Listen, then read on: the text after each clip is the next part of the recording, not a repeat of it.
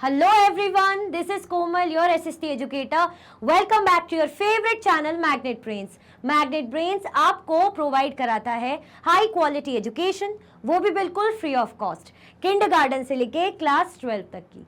CBSE board के courses के साथ साथ आपको अदर स्टेट बोर्ड के भी कोर्सेज अवेलेबल है इन हिंदी मीडियम, जैसे कि UP board, Bihar board, Delhi board के कोर्सेज प्रॉपर सिस्टमैटिक वे में। कोई दिक्कत परेशानी आपको नहीं होगी।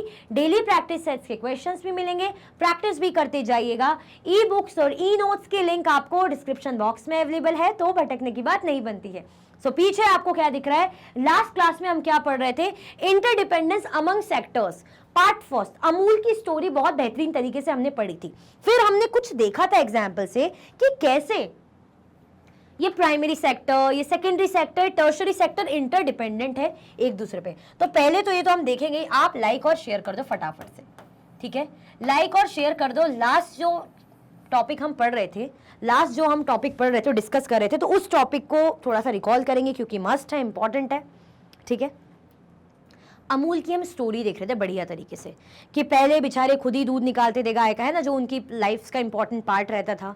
फिर खुद ही दूध बेचने जाते थे, भागते दौड़ते आसपास के गाँव में, है ना, साइकिल चला के या पैदल पैदल जा रहे हैं। धूप इतनी तेज, अब धूप जितना ज़्यादा गर्म वेदर होगा दूध के लिए सही नहीं, दूध फट जाता है, ख़राब हो जाता है ना। तो जल्दी से जल्दी, तो फिजिकल मेहनत अलग, मेंटल टेंशन अलग, तो परेशान हो गए थे और अर्निंग भी उतनी अच्छी हो नहीं पाती थी। फिर हमने क्या देखा था कि मिडिल मैन पे डिपेंड हो गए। मिडिल मैन कौन होते हैं? मिडिल मैन वो होते हैं जो क्या करेंगे, प्रोडक्ट लेंगे। जैसे मुझसे क्या करा, मुझसे बोला कि भाई ठीक है, आप ये पेन बना रही हो, आप मुझे दे दो। मैंने उसको दे दिया, मैंने उसको 50 रुपए में पेन बेच दिया। बल्क में खूब सारे उसने पेन, टोटल 100 रुपीज़ के पेन मुझसे ले लिए। अब यही जो है वो किसी तीसरे को उसने बेच दिया, उसने 200 में बेच दिया, तो उसका फायदा हो गया। मुझसे तो मैंने तो भाई कम दामों में बढ़िया, तो उसने मुझे इतना दाम दिए नहीं जितना उसने डबल ट्रिपल कमा लिया। तो क्या लगने लग गया था इन मिडिल मैन के थ्रू ये विलेजर्स को कि अरे यार हमारे साथ गलत हो रहा है ना, मतलब चालाकी हो रही है, कह सकते हैं हैरेस कर रहे हैं। तो उन्होंने किसकी हेल्प ली? सरदार वल्लभ भाई पटेल की हेल्प ली। तो उन्होंने कहा अरे किसी पे डिपेंड होने की जरूरत ही नहीं है, किसी पे डिपेंड ही मत हो, खुद से एक अपनी जो है कोऑपरेटिव बनाओ।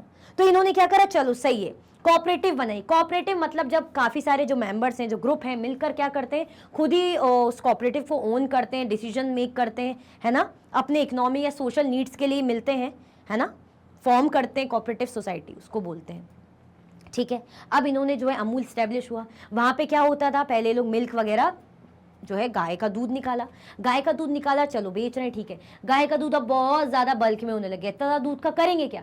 तो उन्होंने सोचा कि क्यों ना इसके प्रोडक्ट्स बनाए। तो गाय का जो दूध निकाला वो किस में आ गया, प्राइमरी एक्टिविटी में आ गया, है ना। गाय का दूध निकाला प्राइमरी एक्टिविटी, क्यों?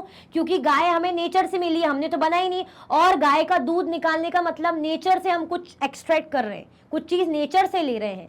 दैट मीन्स क्या हो गया, जो चीज़ हमने नेचर से ली, प्राइमरी एक्टिविटी। आफ्टर दैट दूध से आप सोच रहे हैं कुछ चीज़, घी, बटर वगैरह बनाया जाए, यानी प्रोसेसिंग करनी पड़ेगी। प्रोसेसिंग करना है, चेंज करना, किसी के रियल फॉर्म को चेंज करके कोई न्यू फॉर्म बनाना, प्रोडक्ट बनाना। ये किसके अंदर आता है? मैन्युफैक्चरिंग, जो हम कह रहे हैं हमारी सेकेंडरी एक्टिविटी के अंदर आता है। मतलब दूध को ट्रांसफॉर्म करके, प्रोसेस करके, कन्वर्ट करके हमने घी, दही या हम बटर वगैरह हमने बना दिया। दैट मीन्स सेकेंडरी एक्टिविटी हुई। फिर अब इतने सारे प्रोडक्ट का जो हम घी, चीज, बटर का क्या करेंगे, कितना खाएगा कोई? ऑब्वियसली उसको बेचना पड़ेगा ना, तो डिस्ट्रीब्यूट कराना पड़ेगा। डिस्ट्रीब्यूट कैसे कराएंगे? ट्रांसपोर्टेशन वगैरह करा लिए, एक जगह से दूसरी जगह भेज दिया, तो दुनिया के मतलब देश के अलग अलग कोनों पे हम जो है हमारा जो अमूल का प्रोडक्ट बिक रहा है। दैट मीन्स सर्विस प्रोवाइड कर रहे हैं, है ना। कौन सा सेक्टर हो गया? Tertiary sector, service sector. तो तीनों सेक्टर इसमें आए कि नहीं आए? आए कि नहीं आए? आ गए ना। तो वही उन्हीं का कनेक्टनेस, जो इंटरडिपेंडेंस, वो हमने देखा था। क्लियर? आगे और जो सेकंड पार्ट यानी फर्दर जो है आगे हम और पढ़ेंगे, समझ में आएगा। अभी तक आप लोगों ने लाइक शेयर किया है कि नहीं किया? फटाफट से लाइक शेयर करो। फिर यहाँ पे क्या लिखा है उसको समझते हैं। Just like Amul, there are many other milk cooperatives under branches such as Nandini from Karnataka, Mother Dairy from Delhi NCR, Avin from Tamil Nadu, Vijaya from Andhra Pradesh, Kevi from Nagaland, Sudha from Bihar, Verka from Punjab, etc. जैसे हमने अमूल की story पढ़ी, ऐसे ही यहाँ पे और भी other जो है मिल्क कॉपरेटिव्स हैं, अदर मिल्क कॉपरेटिव्स हैं। जैसे कौन से हो गए? नंदिनी कर्नाटका से, ठीक है। यहाँ पे मदर डेयरी सुनते हैं ना, mother dairy, Delhi NCR, Avin Tamil Nadu से, विजया आंध्र प्रदेश, केवी नागालैंड से, सुधा बिहार से, वेरका पंजाब से। Can you name one cooperative around you that has helped groups like farmers, persons with disabilities and women to come together and has brought prosperity to their lives? अच्छा, क्या आपने किस चीज़ को लेके बोल रहे हैं? ऐसा कोई नाम कोऑपरेटिव अराउंड जो आपके आसपास की कोऑपरेटिव होंगे, उनका कुछ किसी का नाम आपको पता है? अगर पता है, जिन्होंने क्या करा भाई, फार्मर्स की हेल्प करी हो, पर्सन जो डिसेबल पर्सन है उनकी हेल्प करी हो, वुमेन की हेल्प करी हो, है ना, जो साथ में मिलके जिनके लिए काम करा हो और उनकी लाइफ में भाई खुशहाली लाए हो, ऐसे किसी कोऑपरेटिव के बारे में क्या आपको पता है? सोचिए इस बारे में, ठीक है? क्लियर? आगे बढ़े, चल। ओके, आपसे क्वेश्चन था, उसका आंसर आपको बताना है, ठीक है, कि क्या कैसा आपको लगता है। अब क्या कह रहे हैं, with the help of the images below, भाई ये जो नीचे इमेजेस हमें दी हुई हैं, let's see how the books you study are made. देखते हैं भाई, जो किताबें आपकी फेवरेट बुक्स जिनसे आप पढ़ाई लिखाई करते हैं, एग्जाम पास करते हैं, तो with the help of the images below, ये जो बिलो आपको इमेजेस दिए हैं नीचे, ठीक है, सी हाउ, कैसे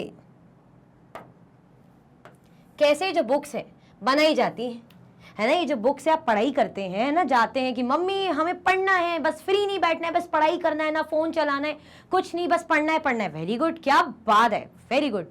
तो कैसे बनती ये इमेज में पूरा बताया है, देखो 14.1, The images show the transformation of the pulp wooden fiber of a tree into paper and after printing into textbook।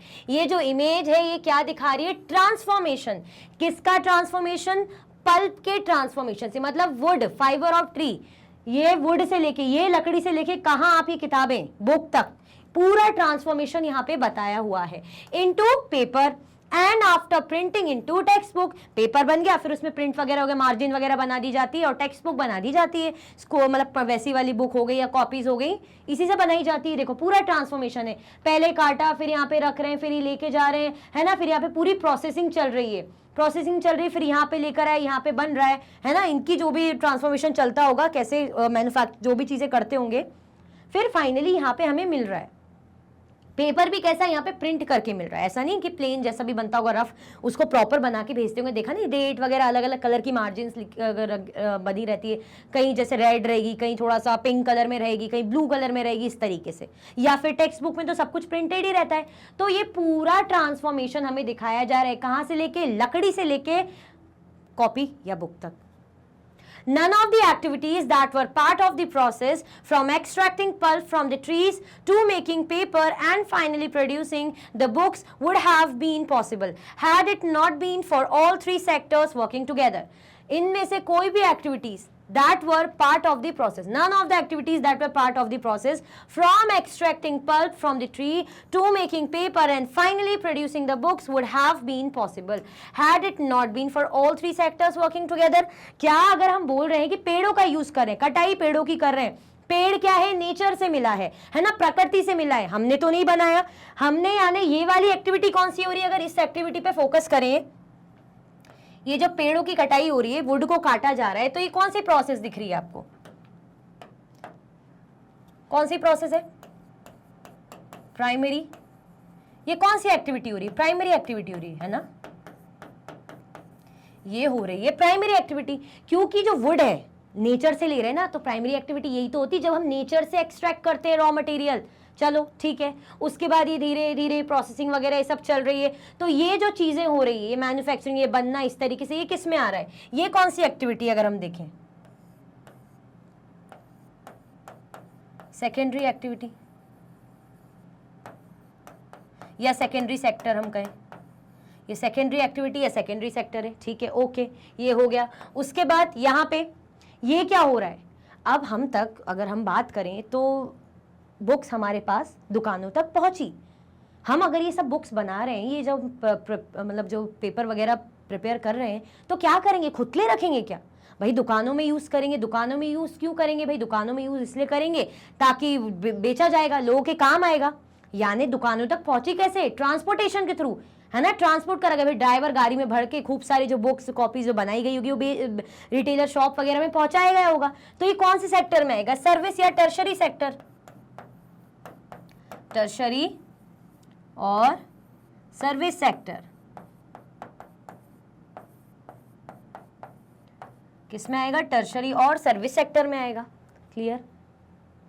तो क्या ये तीनों इस एक्टिविटी में इन्वॉल्व नहीं हो रहे? ये तीनों मतलब ये तीनों एक्टिविटीज, ये सारी जो चीज हो रही है लकड़ी लेने से पेपर, दुकान में पेपर अवेलेबल होने तक नहीं हो रहा? क्या हो रहा है ना? तो वही हमें बताया जा रहा है। Think about it, page 207। Page 207 में आपको कुछ सोचने के लिए कहा जा रहा है, जरा देखें। Observe the different stages of the process shown in figure 14.1 on page 206, इसी की बात हो रही है, and discuss them with your fellow classmates। ये आपको करना है। पीछे हमने बहुत अच्छे से पढ़ा, हमें क्या बोल रहे हैं कि डिफरेंट जो अलग अलग स्टेजेस यहाँ पे परफॉर्म हो रही है ना, लकड़ी काटने से लेके मैन्युफैक्चरिंग होने से लेके प्रोवाइड ट्रांसपोर्टेशन तक, शॉप पर ही अवेलेबल होने तक, ये बुक्स है ना, शुरुआत से प्रोसेसिंग से हम तक पहुंचने तक, ये पूरी स्टेजेस क्या परफॉर्म हो रही है आपको बताना है ऑफ द प्रोसेस, जो प्रोसेस यहाँ पे दिखाई गई है। And discuss them with your fellow classmates, और आपके जो साथ के क्लासमेट्स हैं, आपके फ्रेंड्स हैं, उनके साथ आपको डिस्कशन करना है। क्लियर हुआ? कोई कंफ्यूजन तो नहीं है? चलो लेट्स एक्सप्लोर पेज 207। एक्सप्लोर करने के लिए भी यहीं आ गया है। Label the picture and illustration shown in figure 14.1 on page 206 as। अब आपको illustration, ये जो pictures है, ये जो pictures है, बस इनको देख के बताना है कि प्राइमरी सेक्टर की कौन सी है, सेकेंडरी सेक्टर की कौन सी है, टर्शरी सेक्टर की कौन सी है। ये इमेज देखकर हमको क्या करना है? बताना है। प्राइमरी बहुत अच्छे से पता है, सेकेंडरी भी बहुत अच्छे से पता है, टर्शरी भी बहुत अच्छे से पता है। तो अब आप थोड़ी देर देखिए, उसके बाद हम आंसर को रिवील करेंगे। प्राइमरी नेचर से जो हम एक्सट्रैक्ट करते हैं रॉ मटेरियल, है ना, फिर वही रॉ मटेरियल जो आउटपुट निकलता है प्राइमरी सेक्टर का, उसको हम मैन्युफैक्चर करते, ट्रांसफॉर्म करते, उसमें चेंजेस करके उसको यूज करने लायक, या तो सेल करने के लिए या तो कंज्यूम करने के लिए हम प्रोडक्ट या गुड्स बनाते, फाइनल या फिनिश्ड गुड बनाते हैं। वो प्रोसेस किस में आती है? सेकेंडरी एक्टिविटी में। फिर वो सब इतना बना के हम रखेंगे कहाँ? अपने लिए रखेंगे क्या? हमें तो दूसरों तक पहुंचाना है, तो हम तक वो पहुंचती है ना, जो ट्रांसपोर्टेशन सर्विसेज के थ्रू, है ना। तो तीनों एक्टिविटी जो हुई आपको लेबल करनी, कौन सी इमेज कौन सी एक्टिविटी के लिए। क्लियर? कोई कंफ्यूजन, दिक्कत तो नहीं है? चलो अब देखते हैं।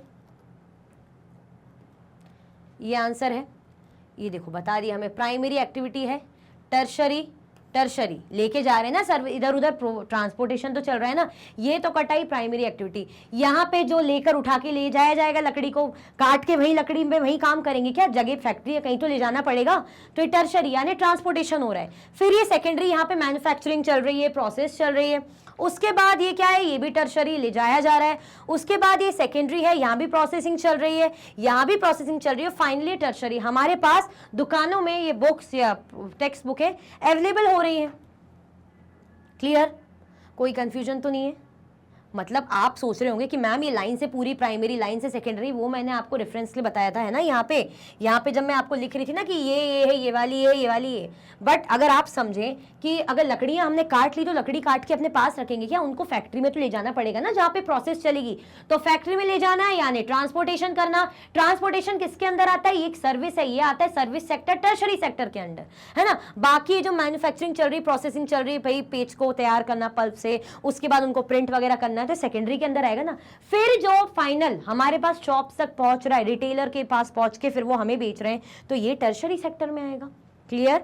समझ में आ गया? तो यही हमें लेबल करना था, यहां पे बताना था। कोई कंफ्यूजन, दिक्कत तो नहीं यहां पे? चलो,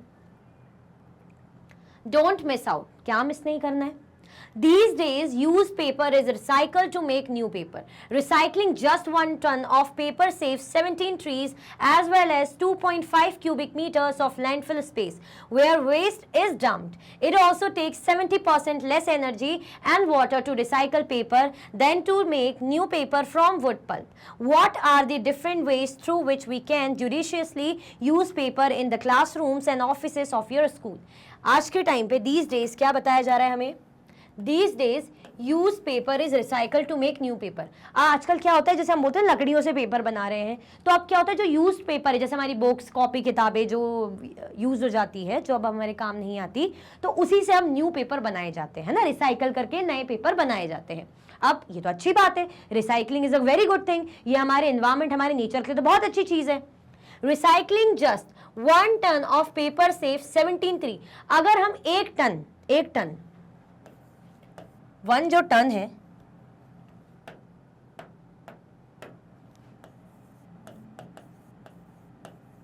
है ना, 1 टन पेपर को क्या करेंगे, रिसाइकल करेंगे, दोबारा से यूज करने लायक बनाएंगे, तो कितने ट्री सेव होंगे समझ जाओ, 17 ट्री, 17 पेड़। क्या होते हैं 17 ट्रीज, ऐसा भी नहीं कि एक, 17 ट्रीज, भाई बहुत बड़ी बात है। आपके आसपास अगर 17 ट्रीज लगे हो घर पे तो आपको कितना अच्छा लगेगा, आप खुद ही सोचिए, ठंडा, बहुत बढ़िया हरियाली। तो 7 ट्रीज आप सेव कर सकते हो अगर 1 टन पेपर आप रिसाइकल कर रहे हो, यानी पुराने पेपर से बना रहे हो, तो अच्छी बात है ये तो। और साथ में क्या बोला हमसे, as well as 2.5 cubic meters of landfill space where waste is dumped, है ना। अब ऐसी जगह जो जगह हो जाती है ना जहाँ खाली वाली जगह रहती है, फिर वहाँ पे कचरा वगैरह वहाँ पे डंप किया जाता है, तो वो जगह भी सेव होगी। It also takes 70% less energy and water to recycle paper than to make new paper from wood pulp.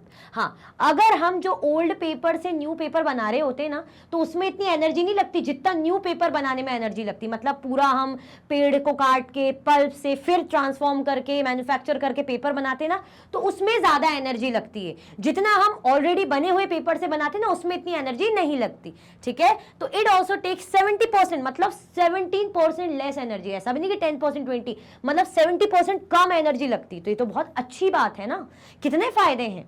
अगर हम उन्हीं को रिसाइकल करके बना रहे हैं तो पेड़ भी बच रहे हैं, स्पेस भी बच रहा है, यहाँ पे जो है हमारे पास 70% एनर्जी भी बच रही है, ठीक है। एंड वाटर, इवन वाटर का भी कंजम्पशन इतना नहीं हो रहा है, तो अच्छी बात है ना। तो मतलब रिसाइकलिंग बहुत ही अच्छी चीज है ना। Recycling is a very good thing for our nature, for our environment, है ना, for conserving our trees even. What are the different ways through which we can judiciously use paper in classroom and offices of your school? अभी आपको बताना है क्या अलग अलग तरीके हो सकते हैं जिनके थ्रू हम बहुत ही समझदारी से सही तरीके से पेपर का यूज कर सकते हैं क्लासरूम में, इवन ऑफिसेस में, ऑफ योर स्कूल। क्लासरूम हो गया, या अगर आपके स्कूल में भी ऑफिस रहते हैं ना, स्टेशनरी का वर्क होता है, जैसे कुछ भी फॉर्म फिल करना, कुछ भी जो बैठे रहते हैं फीस वगैरह वाले, है ना, जो अकाउंट्स डिपार्टमेंट वाले रहते होंगे, जब आप फीस वगैरह जमा करते होंगे, आपके डॉक्यूमेंट्स जहाँ सबमिट होते होंगे, तो वहाँ पे ऑफिस वर्क होता है स्कूल का, है ना। तो क्या हम कर सकते हैं कि पेपर का हम कम से कम सही तरीके से यूज करें। जैसे हमारी आदत क्या है, एक पेज पे पूरा हेडिंग डालेंगे, दूसरे पेज से स्टार्ट करेंगे, एक पेज छोड़ देंगे, है ना, ये रहता है। थोड़ा थोड़ा स्पेस बना के लिखेंगे तो बेटर है, ज्यादा से ज्यादा स्पेस को यूज करो कॉपी में, है ना। होता है ना ऐसा, हम क्या कर देंगे, हमारे पास कॉपी रहेगी, ये हमारे पास पेज है, फॉर एग्जाम्पल ये हमने पेज ले लिया, ये तो मार्जिन जो रहती है ना, हम ऐसे लिखना स्टार्ट करें 2 लाइन छोड़ के, फिर एक लाइन छोड़ के हम आंसर लिख रहे हैं, कुछ भी ऐसे, फिर एक हेडिंग इस तरीके से अच्छा दिखाने के लिए। चाहे एग्जाम टाइम में की भी बात करें, रियल और ऐसे भी, चाहे हम ऐसे से लिख सकते हैं ना एक उसमें प्रॉपर, तो कितना बच जाएगा। यानी आपके 2 पेज अगर मान भी लो सेव हो रहे हैं इस चीज़ में, तो क्या बुराई है ना। यहाँ से भी स्टार्ट करें तो क्या बुराई है। तो हम क्या करें, इस थोड़ा एक तरीका ये भी, मतलब और भी कुछ वेज होंगे जो आपको बताने, मैंने एक तरीका ये बताया है ना, कि कम से कम यूज करो ना। प्रोजेक्ट वगैरह में आपको लिखना रहता है, असाइनमेंट बनाना रहता है, तो कम से कम पेजेस का यूज करके एक इफेक्टिव असाइनमेंट बनाइए, है ना। और स्कूल भी इस बात का ध्यान रखे कि कम से कम पेपर यूज हो, है ना। क्रिएटिविटी जो स्टूडेंट्स की है, जो बच्चों की है, वो कम से कम पेपर में दिख जाए तो बहुत बढ़िया, ऐसा वो प्रोजेक्ट दें। और भी बहुत सी चीजें हो सकती है, ऑफिस वर्क का हो गया, तो आप बताइए क्या हो सकता है, एनी आइडिया, एनी सजेशंस, ठीक है, बताइए। क्वेश्चन 1, लेट्स एक्सप्लोर 208 का क्वेश्चन है, list the economic activities in your neighbourhood and label them appropriately as primary, secondary और tertiary. Draw arrows to show how they are connected to each other. In what ways are they dependent on each other? What would happen if one of the activities cease to exist? अब economic activities आपके आस पड़ोस में क्या होती है ये आपको बताना है। आपके नेबरहुड में कौन सी इकोनॉमिक एक्टिविटी होती है ये आपको बताना है। लेबल करना है उनको प्रॉपर्ली कि प्राइमरी एक्टिविटी कौन सी है, सेकेंडरी कौन सी है और टर्शरी कौन सी है ना। एक्टिविटीज़ बताना है और उनको प्रॉपर्ली लेबल भी करना है कि कौन सी प्राइमरी, सेकेंडरी, टर्शरी। आपके आसपास में इकोनॉमिक एक्टिविटीज़ में तो तीनों आता है, मतलब मॉनेटरी टर्म्स में ऐसे कौन से काम हो रहे हैं, सेकेंडरी एक्टिविटी है, टर्शरी है, प्राइमरी है, वो बताइए। Draw arrows to show how they are connected to each other. और क्या करिए, एरो भी ड्रॉ करिए और ये बताइए कि इनके बीच में कनेक्शन कैसा है ना। एरोज बनाइए और इसके बीच में क्या शो हो, इनका connection. In what ways are they dependent on each other, और किस तरीके से ये लोग एक दूसरे पे क्या है, डिपेंडेंट है ना, किस तरीके से ये जो है एक दूसरे पे डिपेंडेंट है। What would happen if one of the activity cease to exist, अब क्या होगा, है ना, क्या होगा अगर इनमें से तीनों में से कोई भी एक एक्टिविटी सीज हो जाए एग्जिस्ट होने में, तो ये आपको बताना है। बताइए एनी आइडिया, कुछ एग्जाम्पल आपके आसपास में क्या इकोनॉमिक एक्टिविटीज होती है। हमने तो बताइए बहुत सी होती है इकोनॉमिक एक्टिविटीज, चाहे बैंकिंग कर रहे हैं, चाहे कोई जॉब कर रहा है, चाहे कोई शॉप है, कोई मैन्युफैक्चरिंग फैक्ट्री है ना, कोई टीचर है, कोई डॉक्टर है, क्या ये सब इकोनॉमिक एक्टिविटीज। तो आपके आसपास कौन सी इकोनॉमिक एक्टिविटीज होती है, ये बताइए जल्दी से, फटाफट से बता दीजिए।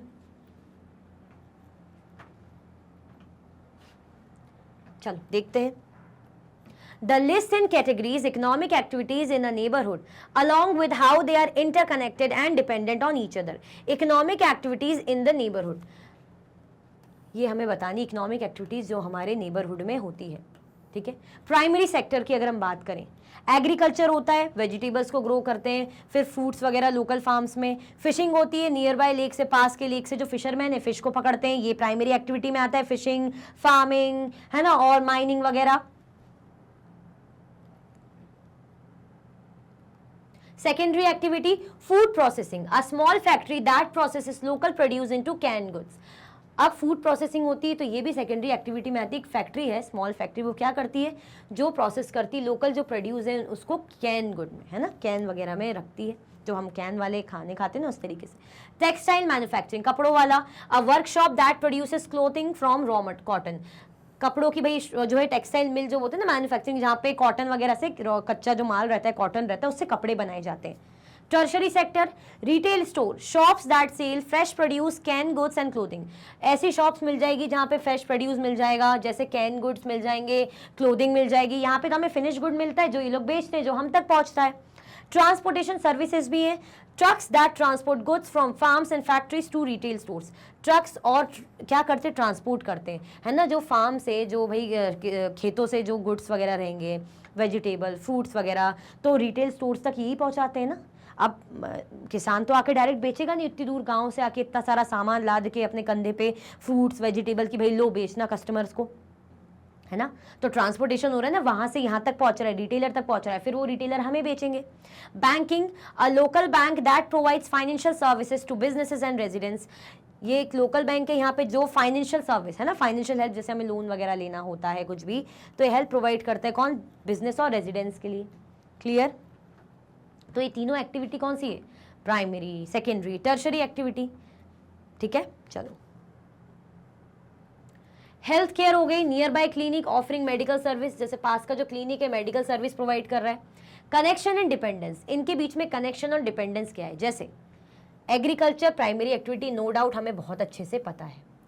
फूड प्रोसेसिंग हो रही है, ये सेकेंडरी एक्टिविटी, ये भी हमें बहुत अच्छे से पता है, जब प्रोसेस किया जा रहा है, किसी चीज़ को ट्रांसफॉर्म किया जा रहा है। अब ये जो फूड है रिटेल स्टोर में पहुंच गया, तो ये टर्शरी एक्टिविटी है।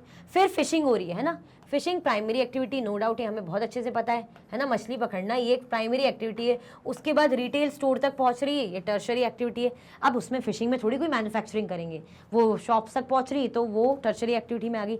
अब टेक्सटाइल मैन्युफैक्चर किया जा रहा है ना, सेकेंडरी एक्टिविटी है, और रिटेल स्टोर तक वो कपड़े पहुंच रहे हैं, तो ये टर्शरी एक्टिविटी है। Transportation service, tertiary connected farm factories and retail stores by factories are moving goods between them.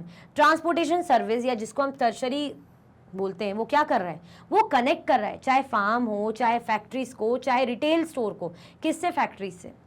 अब मूविंग गुड्स बिटवीन दैम, है ना, गुड्स इधर से उधर मूव कर रहे हैं ना, वहाँ के थ्रू फार्म से गुड्स कहाँ पहुँच रहे हैं, रिटेल स्टोर्स तक पहुँच रहे हैं। ये देखा ना हमने, ये फार्म से, ये जो फार्म है जैसे एग्रीकल्चर, यहाँ से फूड प्रोसेस हुआ, कहाँ पहुँच रहे हैं, टर्शरी, मतलब हमारी दुकानों तक। Banking, tertiary supports all sector by providing loans, savings and payment services. Banking, tertiary क्या सपोर्ट करते हैं, सारे सेक्टर्स को भाई लोन्स प्रोवाइड करती हैं, है ना, सेविंग्स रहती है इसमें, और पेमेंट सर्विसेज रहती हैं, ठीक है। आपको लोन की ज़रूरत है, पेमेंट वगैरह जो भी होना है ना, अदर सेविंग्स वगैरह, आप डिपॉजिट जो रहते हैं, तो ये कौन प्रोवाइड करती है, बैंकिंग प्रोवाइड करती है। क्लियर हुआ। Healthcare tertiary supports the worker in all sectors by ensuring they remain healthy. Healthcare जिसको हम tertiary बोल रहे हैं, ये सपोर्ट करते हैं वर्कर्स को, ताकि क्या रहे भाई, सारे सेक्टर्स हेल्दी रहे ना, हेल्थ तो बहुत ज़्यादा ज़रूरी है। जब हेल्थ ही नहीं रहेगी तो काहे की प्राइमरी एक्टिविटी कर पाएंगे, काहे की सेकेंडरी, काहे की टर्शरी। तो तीनों के लिए हेल्थ है ना, बस सबके लिए हेल्थ है जो इंपॉर्टेंट होती है। अब इंटरडिपेंडेंस क्या है? The primary sector, agriculture, fishing, provides the raw material needed by the secondary sector, food processing, textile manufacturing. अगर हम बात करें प्राइमरी सेक्टर की चीज़ कौन सी, एग्रीकल्चर और फिशिंग। चलो ठीक है भाई, हमने सब्जी भाजी ले ली, सब्जी भाजी उगा ली, फिशिंग वगैरह कर ली, ये रॉ मटेरियल की तरह काम कर रही है। किसके लिए? सेकेंडरी सेक्टर के लिए। सेकेंडरी सेक्टर कौन सा? जब फूड प्रोसेसिंग होगी, है ना, टेक्सटाइल मैन्युफैक्चरिंग होगी, इनके लिए। The secondary sector processes these materials into goods which are then sold by tertiary sector.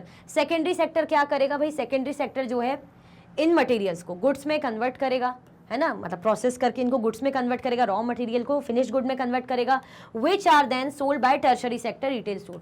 फिर गुड्स तो प्रोड्यूस कर ही देगा, बना ही देगा, लेकिन बेचने थोड़ी जाएगा, उसका काम तो प्रोसेसिंग का है। तो बेचेंगे कौन? शॉप्स वाले, तो शॉप्स तक पहुंचाएगा। तो ये कौन सी एक्टिविटी होगी? Tertiary activity. Transportation services are vital for moving goods between all sectors. और ट्रांसपोर्टेशन तो सबसे ज़्यादा ज़रूरी है। जब तक सामान इधर का उधर होगा ही नहीं, मूव नहीं होगा, तो प्रोसेस हो, चाहे हम हमारे तक अवेलेबल होना हो, चाहे दुकानों तक गुड्स पहुंचना हो, होगा कैसे? ट्रांसपोर्टेशन के थ्रू ही तो पॉसिबल है। तो ट्रांसपोर्टेशन क्या है? ये तीनों ही सेक्टर्स के लिए बहुत ही इंपॉर्टेंट है, वाइटल है। ठीक है, चलो। Banking provides the financial support necessary for these activities to function. Banking क्या प्रोवाइड करती है? फाइनेंशियल सपोर्ट प्रोवाइड करेगी भाई, पैसा वगैरह प्रोवाइड करेगी, लोन वगैरह, savings. Health care ensures that the work force remains productive across all sectors. Health care ये ध्यान रखेगी कि भाई वो जो वर्क फोर्स है वो सब हेल्दी रहे, है ना, अच्छे से काम करे, हष्ट पुष्ट रहे। अब what would happen if one activity cease to exist? क्या होगा अगर एक भी इनमें से कोई भी एक एक्टिविटी सीज हो जाए एग्जिस्टिंग के लिए? If agriculture ceased to exist, the food processing factory would run out of raw material, leading to a shortage of product in retail store. अगर भाई सीज कर दिया, सीज हो गई, प्रोवाइड ही नहीं कर पा रही, मतलब अब हमें कच्चा माल ही नहीं मिल रहा, ना हमें कॉटन मिल पा रहा है फॉर एग्जांपल, ना हमें सब्जियां मिल पा रही हैं, तो सब्जियां नहीं है, फल नहीं है, तो उससे प्रोसेस गुड कैसे होगा? कॉटन नहीं तो कपड़े कैसे बनेंगे? फैब्रिक्स कैसे बनेंगे, है ना? अगर वुड नहीं अवेलेबल होगा तो पेपर कैसे बनेंगे, या और फर्नीचर, वुडन आइटम्स बनेंगे कैसे? तो इफ एग्रीकल्चर समझते, अगर एग्रीकल्चर सीज हुआ तो फूड प्रोसेसिंग पॉसिबल ही नहीं है ना, और रॉ मटेरियल नहीं होगा, जिसके कारण जो प्रोडक्ट्स है रिटेल स्टोर में अवेलेबल ही नहीं होंगे। यही बोलेंगे ना, अरे भैया लकड़ी ही नहीं मिल रही, अब तो लकड़ी अवेलेबल नहीं है, तो लकड़ी नहीं है तो हम जो है पेपर कैसे बनाएं? पेपर नहीं, उससे किताबें कॉपीज कैसे बनाएं? अब किताबें कॉपी नहीं तो दुकानों में कहाँ से अवेलेबल होगी? दुकानों में अवेलेबल नहीं होगी तो कस्टमर तो नाराज होगा ना कि भाई देखो किताबें कॉपी नहीं है। बच्चे क्या एक ही कॉपी में साल दर साल चलाएं? कॉपी भर रही है उनकी, हमें कॉपी चाहिए, बच्चे को पढ़ना है, बहुत ज़्यादा पढ़ने की इच्छा हो रही है बच्चों की, यही बात हो जाएगी। तो अगर यहाँ से शॉर्टेज हुई तो दोनों सेक्टर्स में दिक्कत हो रही है, चाहे सेकेंडरी हो चाहे टर्शरी हो। If transportation services were unavailable, goods could not be moved from farms and factories to the market, disrupting the entire supply chain. अगर जो ट्रांसपोर्टेशन सर्विस है अनअवेलेबल है तो गुड्स कुड नॉट बी, जो goods है वो इधर से उधर मूव ही नहीं कर पाएंगे, चाहे फार्म्स हो, चाहे फैक्ट्री हो, मार्केट, है ना, मतलब फार्म और फैक्ट्री से मार्केट हो या इंटायर सप्लाई चेन हो ही नहीं पाएगी। ट्रांसपोर्टेशन ज़रूरी ना, चलो ठीक है, वुड अवेलेबल है, फ्रूट्स अवेलेबल है, कॉटन अवेलेबल है, लेकिन वो दुकानों तक या फैक्ट्रीज तक पहुंचाएगा कौन? ट्रांसपोर्टेशन सर्विस पहुंचाएगी, है ना, ट्रक वगैरह के थ्रू जाया जाएगा। यानी tertiary sector, service sector must है। अगर ये रुक गया तो कहाँ से पहुंचेगा? फिर हो गई मैन्युफैक्चरिंग, रॉ मटेरियल रख के करोगे ही क्या जब उसका फिनिश गुड बना ही नहीं पा रहे? फिनिश गुड नहीं बना पा रहे क्योंकि भाई रॉ मटेरियल पहुंच नहीं पा रहा फैक्ट्रीज तक, तो दुकानों तक कैसे पहुंचेगा? तो दिक्कत हो जाएगी, है ना। चलो, If banking services stop, business might struggle to finance their operations, leading to economic slowdown. अगर बैंकिंग सर्विसेज नहीं होगी तो बिजनेस वालों का तो क्या ही बोलेंगे, बेचारे कैसे उनको फाइनेंस मिलेगा, कैसे वो ऑपरेट करेंगे, कैसे उनकी बिजनेस चलेगा? उनको चीज़ों के लिए खूब, बिजनेस में तो खूब पैसा लगाना पड़ता है पहले, तब जाके प्रॉफिट बाद में आना शुरू होता है, लेकिन पैसा लगाते रहना तो फाइनेंशियल सपोर्ट मिलेगा कहाँ से? If healthcare services disappeared, worker health would decline, reducing productivity across all sectors. अगर हेल्थ केयर सर्विस कम हो गए, है ना, हेल्थ केयर सर्विस नहीं है तो जो वर्कर की हेल्थ है वो खराब होगी, लोगों की तबीयत खराब होगी और प्रोडक्टिविटी रिड्यूस हो जाएगी, कम होगी ऑल सेक्टर्स। मतलब ज़रा सा अगर हेल्थ केयर फैसिलिटी नहीं है ना, हॉस्पिटल्स नहीं है, क्लिनिक नहीं है ना, दवाइयाँ अवेलेबल नहीं है, तो फिर हो गया सबकी हेल्थ हो गई, कभी ना कभी किसी ना किसी की तो तबीयत खराब होगी, फिर वो रिकवर कैसे होगा, ठीक कैसे होगा? उसके कारण काम पे इम्पैक्ट पड़ेगा। This exercise shows the importance of each sector and how their interdependence ensures the smooth functioning of the neighborhood's economy.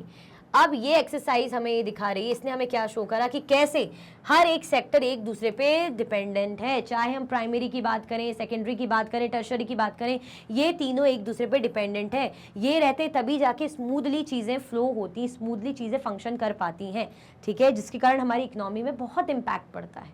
Clear? समझ में आया कि नहीं आया तीनों का इंटरडिपेंडेंस? तो भाई अगर वही बात होगी ना, फिर से अगर मैं बताऊं, लकड़ी नहीं होगी तो प्रोसेसिंग, फैक्ट्रीज में प्रोसेसिंग कैसी होगी, फैक्ट्रीज में प्रोसेसिंग नहीं होगी, पेपर नहीं बनेगा, तो फिर फिनिश्ड गुड जो दुकानों में किताबें कैसे आएंगी, फिर आप पढ़ोगे कैसे पढ़ोगे? चलो ऑनलाइन आपने पढ़ लिया, लेकिन कभी एग्जाम देके तो पास करना ही है ना, फिर क्या करोगे? तो जरूरी है ना? तो एक भी चीज अगर कम हो गई तो दिक्कत हो जाती है। क्लियर?